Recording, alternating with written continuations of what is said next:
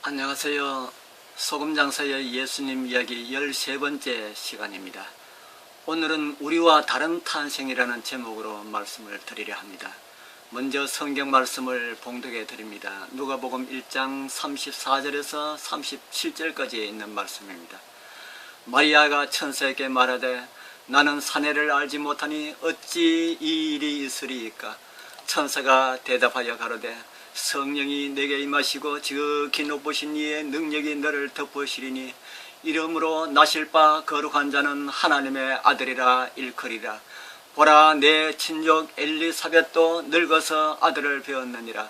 본래 수태하지 못한다 하던 자가 이미 6달이 되었나니 대저 하나님의 모든 말씀은 능치 못하심이 없느니라. 아멘. 마리아는 젊고 순수하고 어쩌면 좀 순진했던 것 같습니다. 그러나 삶에 관한 사실들은 다 알고 있었던 것 같습니다. 아이가 어디서 갑자기 뚝 떨어지는 것이 아니라 임신을 하기 위하여서는 남자와 여자가 필요하다는 사실도 알고 있었습니다. 결론적으로 그녀의 질문은 아주 타당했습니다. 현대인의 성경에서 34절은 이렇게 번역합니다. 저는 처녀인데 어떻게 이런 일이 있을 수 있겠습니까? 그리고 필립스 역은 이렇게 번역을 하고요. 저는 결혼을 하지 않았습니다. 그리고 메시지 성경은 저는 남자와 잠을 잔 적이 없습니다 라고 그렇게 번역을 합니다. 어떻게 그런 제가 아들을 낳을 수 있습니까? 라는 질문입니다. 당연히 충분히 물을 수 있는 그런 질문이 아닙니까? 그런데 성령이 내게 임하시고 지극히 높으신 이의 능력이 너를 덮으시리라는 가브리엘의 반응은 틀림없이 이 젊은 여인을 완전히 정신 나가게 했을 것이라고 생각합니다. 여기서 우리는 유일무이한 그러나 이해할 수 없는 설명을 보게 됩니다. 바로 성육신에 관한 이야기입니다. 이쯤 되면은 마리아의 머릿속에는 온갖 감정의 폭풍이 회오르치고 있었을 것입니다. 그러나 이런 상황 속에서 명백한 한 가지 사실은 하나님과 성령께서 이 아이를 잉태하게 하신다는 것입니다. 이것은 우리가 이해할 엄두도 낼 수 없는 불가사의한 일입니다. 이것을 성경은 설명하려고 하지 않고 단지 사실이라고만 말을 하고 있습니다. 그렇게 믿기지 않는 결합으로 탄생할 아이는 거룩한 존재, 거룩한 아이, 거룩하다라고 불려집니다. 거룩하다라는 말의 원어인 하기오스의 기본적인 의미는 분리하다 또는 다르다입니다.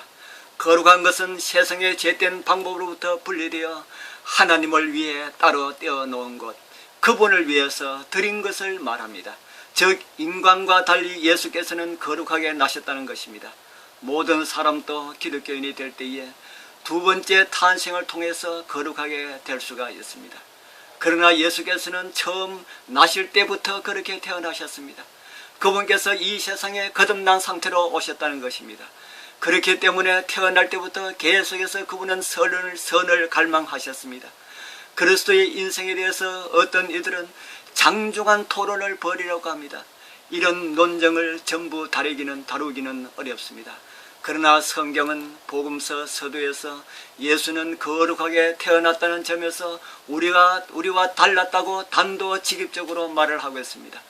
여러분이나 저의 출생에 대해서는 그렇게 말한 사람이 하나도 없습니다. 저는 성령으로 말미암아 처녀에게서 나지 않았습니다. 만약 제가 그렇게 성령으로 태어났다면, 정말 그렇다면 그때는 예수와 똑같다고 해도 괜찮을 것입니다. 그분은 거룩하게 태어나셨습니다. 저는 아담이 지은 죄의 영향 아래에 태어났습니다. 그 가운데 태어났지만은 거듭남의 경험을 통해서 거룩한 태어남에 참여하게 하신 하나님께 감사할 수가 있습니다. 그리고 우리를 들어서 형제로 삼아주기 위하여서 우리와 같은 모습으로 오신 주님을 찬양합시다. 그분을 오늘도 나의 왕, 나의 주님으로 모시고 살아가게 되길 축복합니다. 아멘.